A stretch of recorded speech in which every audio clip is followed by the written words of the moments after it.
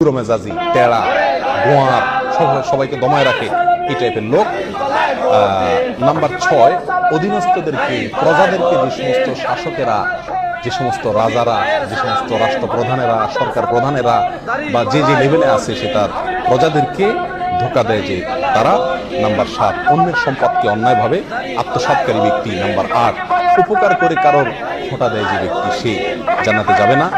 Number 9, চগলখোর ব্যক্তি জান্নাতে যাবে না, মানুষের পিছনে কথা লাগায় বেড়ায় একজনের আরেকজনের কাছে। নাম্বার 10, অন্যকে নিজের পিতা হিসাবে, নিজের বাবাকে না বলে, পরিচয় না দিয়ে অন্যকে নিজের বাবা হিসাবে, পিতা হিসাবে পরিচয় দেয় যে ব্যক্তি, সে।